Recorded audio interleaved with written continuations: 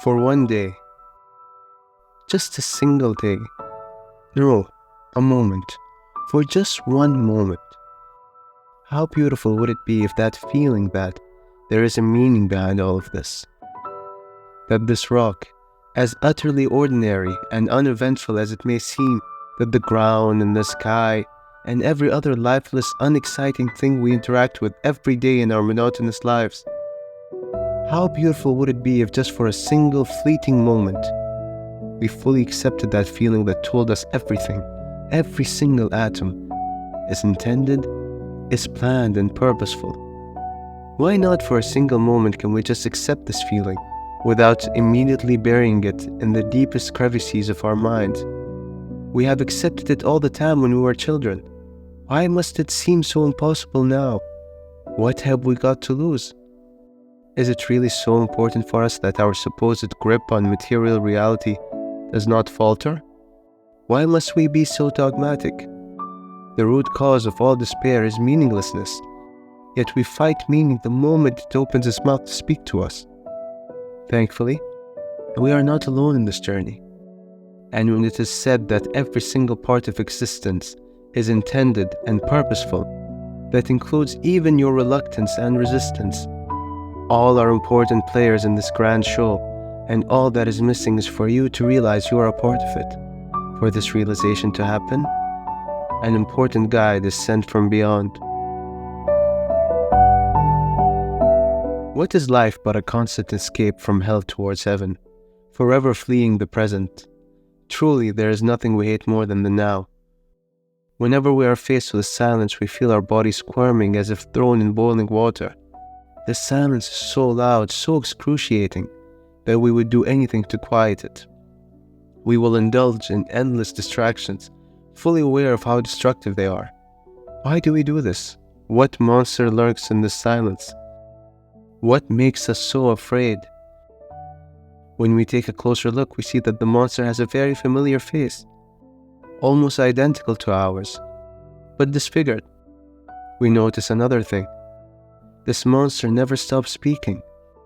He rambles on and on about all kinds of things. But it is not the sound of its voice that bothers us. It is the content of his speech instead. You must do this. You should have done this. The right thing to do is this. You are afraid of this. The real problem is this. Tirelessly and without missing a beat, the monster never stops speaking. The monster's voice is at its height when there is no other voice to compete with, which is why we must resort to the previously mentioned distractions. At first, these distractions bring bliss and pleasure when sought.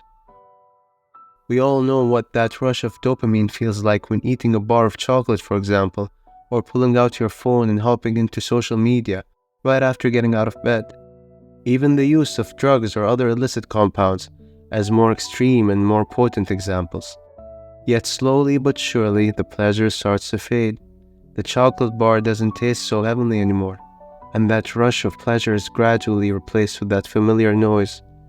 You should not have eaten that. You should put your phone down now. There is nothing of value that you will see. Such vile sounds filled with condemnation. As if to spite it, we become immersed even deeper into whatever he was telling us not to do. No longer do we indulge in these distractions for the sake of pleasure, for the pleasure has long since faded. We go on, rather, in order to avoid this monster, and the longer we spend trying to avoid him, the more stern and extended his reprimand. We know this, and thus we continue in our willful ignorance, like a thief running from the authorities, knowing that the more he runs, the more prolonged his sentence will be. Why is it so difficult to be wise? We all understand wisdom perfectly well. The sages do not speak of things we have never heard of. So what is it that separates us from them? The fundamental difference is that they have applied said wisdom to their lives. And how is it that they do that? Through sheer will? Yes, that is a factor indeed. But more than that, they had a purpose that they believed in. When that monster says such condemning words with his awful voice, our first reaction is always to search for any means to silence and distract ourselves from him. The wise man has a different reaction. he chooses instead to silence all the noise distracting him from this monster. He amplifies the monster's voice and takes heed of his words. In doing so, the monster slowly starts to change form. He no longer resembles a disfigured image of ourselves.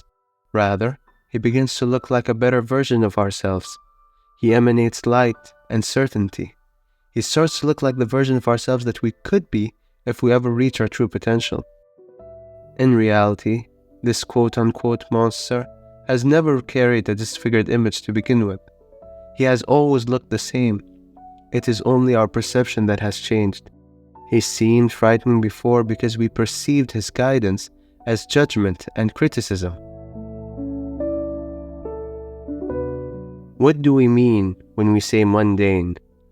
And how does it relate to true wisdom? The world as we know it does not satisfy us. For a moment or two it wows us, but then we quickly grow accustomed to whatever phenomenon happened to impress us. Our lives feel repetitive and aimless. The only changes we often expect are negative ones, and thus, when we are not bored with life, we are afraid instead. Small hints of bliss ignite us every so often, and give us hope that things will be better. We are exhausted all day and wonder why on earth we should push through to tomorrow. Then out of nowhere, a friend calls and asks to meet for dinner and a movie. You have likely had dinner with that same friend countless times before, and yet you find that you have suddenly forgotten about how hopeless life seems to be. You become light on your feet and hopeful. You do not know where this sudden burst of joy has come from. You get the same feeling perhaps from a specific movie scene that may portray a beautiful scenery or bright colors. These events and images aren't in and of themselves the causes of your happiness. If they were, then simply experiencing them would give us limitless joy. Instead, we find that looking forward to something or seeing something for the first time is far more pleasurable than the experience itself. And that is completely normal, for they were never meant to be the cause of our joy. They were simply hints and promises of how true happiness would feel like. So when a friend calls to meet for a night out, it is not the get-together that excites you. It is the promise that something may change for the better. We cannot comprehend why we think that a simple hangout would have this effect, but we feel it nonetheless. Even that colorful scene in the movie promises something, as if telling us, look at this beautiful image. Could you imagine if your own life always looked like this? In reality, that isn't what bothers us. We are not unsatisfied with our lives because our days don't consist of daily get-togethers with friends, or because the world doesn't look like a scene from a fantasy movie. Because even if that were the case, we would grow bored all the same. We do not suffer because not enough interesting things are happening in our lives, or even because of the tediousness of our daily lives. We believe that to be our reason for suffering precisely because those aforementioned bursts of joy make it seem like we could always feel this joy all the time if only our lives always looked like this. That is a fundamental misunderstanding of the nature of existence. The mundane aspect of our lives has very little to do with what is happening to us externally. Our view of our life can only change once we fix our perception and do the necessary inner work to reach true consciousness. Once that is achieved, it will no longer matter what occurs in the outside world. A broken down ghetto and a majestic waterfall will look equally as beautiful in their own ways. A get-together with a friend or a day spent in the office will both be welcome. Once it is realized that the true mundane lives within, then it will be much clearer how one can overcome it and realize the true purpose in all that exists. Plato's theory of forms, in basic terms, stipulates that the physical world is not really the quote-unquote real world. Instead, ultimate reality exists beyond our physical world. That is precisely what we are seeking every day in our lives, consciously or otherwise. We are tethered to an idea that we can never explain, an idea that somewhere in the future lies the actual universe, that the present moment in this universe is nothing but a prelude for what awaits. We receive hints and clues every now and then about what life in that true universe must feel like. Hints in the form of falling in love, traveling for the first time, or completing a great achievement. These moments of experiencing the quote-unquote true universe only serve to make us resent our current lives. They are not negative in and of themselves, and there's nothing at all wrong with enjoying these moments. The fault lies in our perception of these events. Rather than enjoying them as great aspects of our lives, we despair at the fact that the rest of our lives will never be as grand or exciting. This complete misunderstanding about heaven being an external place in another time is precisely why we suffer.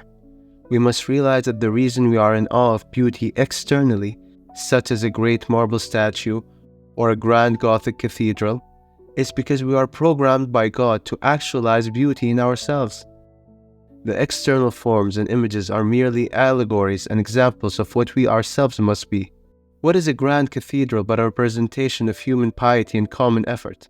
What is a marble statue if not a representation of man's discipline and creativity? Likewise, God expresses himself and his attributes through his creation. Every atom is a word, and we must take it upon ourselves to understand his language. We must realize that heaven does not happen to us externally, it happens inside us. The same applies to hell. Death is not a change of place, but a change of state, from being blind to having vision.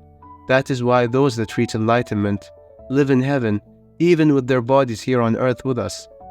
The ultimate reality that Plato speaks of isn't a fantastical city filled with grand buildings and majestic beings, akin to a Lord of the Rings book. The ultimate reality is the inner alchemical change that occurs inside of us. It is being content with oneself and relishing the current moment, not looking for any way to escape or get distracted from it. It takes great discipline and effort to reach this enlightened stage, but once one arrives, he sees that he is faced with more beauty than he can ever appreciate. Those waiting to reach heaven, or to find that great fantastical universe filled with perfection, will forever be trapped in limbo, always looking at beauty from an outside lens. The day you realize that you must become the beauty you seek is the true beginning of the journey towards heaven.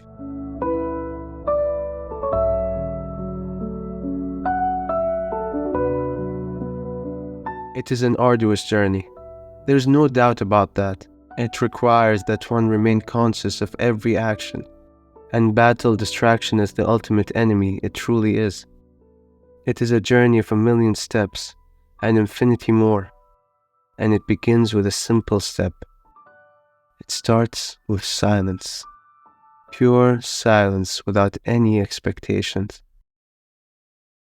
I invite you to close your eyes and give yourself the opportunity to live in bliss,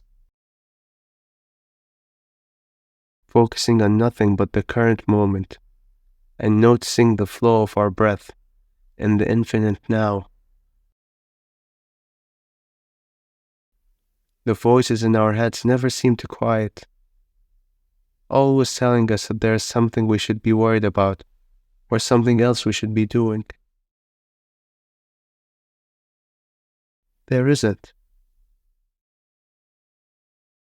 You must calmly remind yourself that there's no other place or other thing that requires your attention more than the here and now.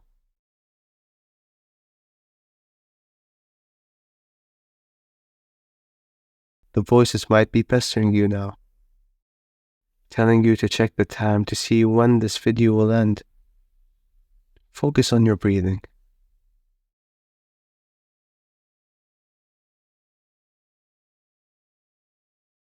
It is difficult and requires discipline and training, just like any other muscle.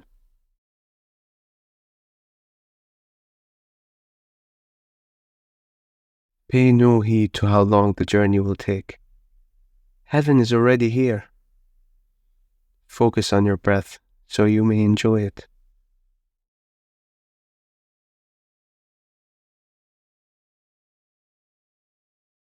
God is always with you.